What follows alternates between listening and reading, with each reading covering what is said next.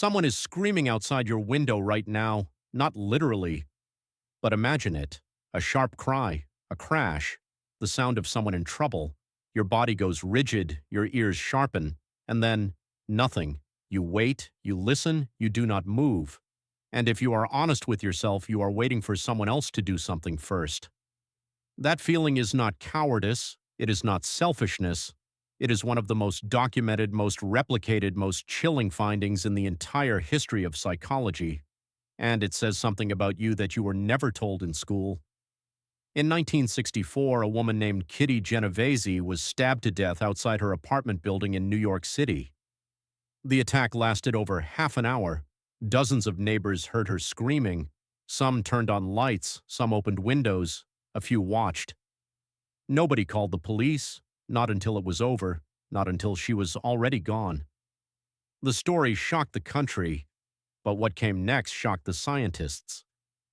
Two researchers at Columbia University, John Darley and Bibb Latané, refused to believe the neighbors were simply monsters.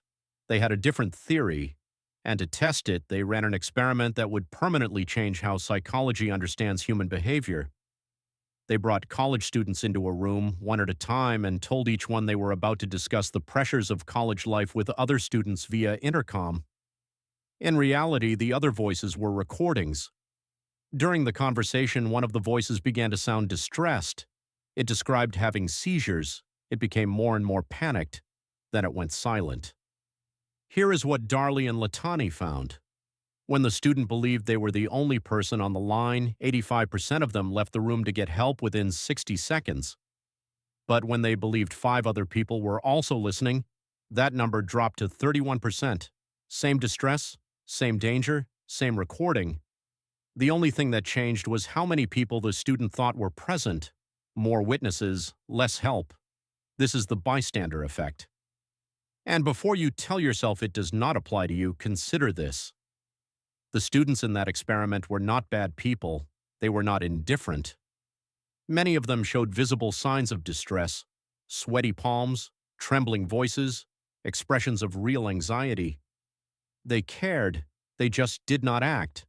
And the reason they did not act is the same reason you might not act, the same reason your neighbors did not act, the same reason crowds of people have watched emergencies unfold in silence throughout all of recorded history.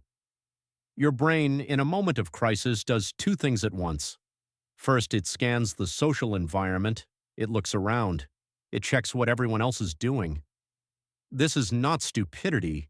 This is a deeply wired survival mechanism that served your ancestors extraordinarily well. In small tribal groups of 20 to 150 people, the fastest and safest interpretation of a situation was usually the collective one. If the whole group ran, you ran. If the whole group stayed calm, you stayed calm.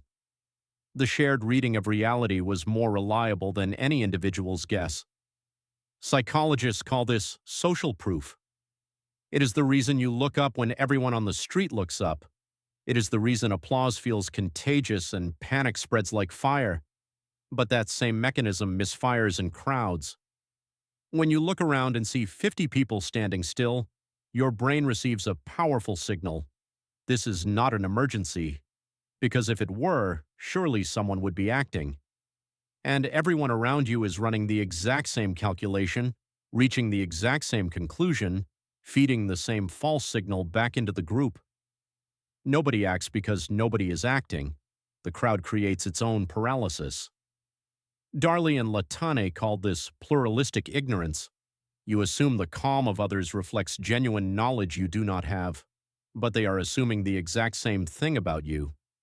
The entire crowd is performing composure for an audience of strangers who are all secretly terrified. The second thing your brain does is something even more uncomfortable to admit. It dilutes your sense of personal responsibility.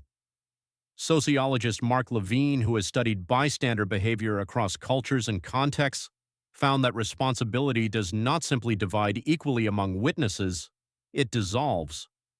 When you are one of 100 people watching something happen, the fraction of responsibility your brain assigns to you personally is not 1/100th.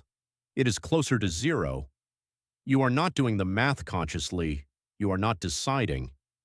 The diffusion happens automatically below the level of thought, in the same systems that handle breathing and balance. You become a spectator in your own conscience. And this is where the story gets stranger.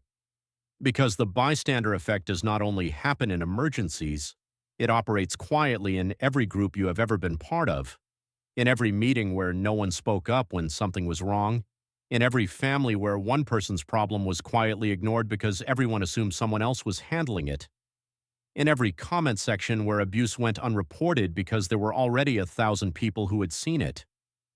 The bystander effect is not a crisis response. It is a default social setting. Researchers Latané and Nita, reviewing dozens of studies in 1981, confirmed that the effect held across nearly every context tested: real emergencies, simulated emergencies, moral situations, financial situations, interpersonal conflict. The pattern was almost perfectly consistent. The more people present, the less any individual felt compelled to act. But here is what most people never hear about this research. The effect can be broken, and it can be broken with a single word. In follow-up experiments, Darley and Latané discovered that when one person in a group simply acted, the paralysis shattered. One person standing up, one person picking up the phone, one person saying out loud, "That person needs help." And suddenly the entire dynamic inverted. Others followed. The crowd that had been frozen became a group that moved. The researchers also found something even more precise. If a person in a crowd is directly, specifically addressed, if someone points at them and says, "You in the blue jacket, call 911, the diffusion of responsibility collapses completely. The moment you are named, the abstract crowd vanishes. You are no longer one of many, you are the one, and your brain responds to that differently. It mobilizes. This is why first aid training programs now teach a technique that seems almost comically simple. In an emergency, do not shout, "Someone call an ambulance." Point at a specific person, make eye contact, use a command. You, call 911 now. It works, not because people are lazy, because their brains needed permission to exist as individuals again, rather than as components of a crowd. The deeper you go into this research, the more you begin to see that the bystander effect is not really about apathy. It is about something much more fundamental to your species. Humans are not built to act alone in social situations. Your brain is constantly modeling what the group is doing, what the group expects, what the group will think of your behavior. Every action you take in public runs through a filter that asks, will this make me look crazy? Will this make me look wrong? What if I misread the situation and I am the only one who reacts? That filter saved your ancestors countless times. The person who screamed and ran when everyone else was calm was often wrong.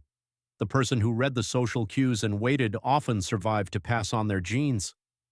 You are, in a very real sense, descended from people who were good at reading the crowd and slow to act against it. But the crowd is not always right. The crowd can be wrong in perfect unison.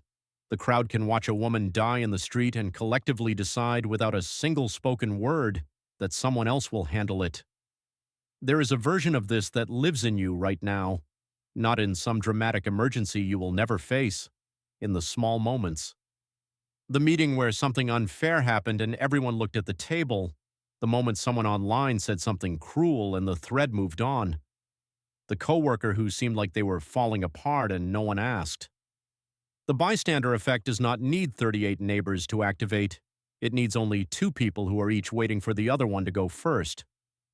John Darley spent decades after his original study trying to understand not just when people fail to help, but when they succeed. What separates the person who acts from the person who freezes? His answer was not courage, it was not character. It was, in almost every case, the simple recognition that they were the one, that the responsibility was theirs, that waiting for someone else was itself a choice. You can make that recognition now before you ever need it.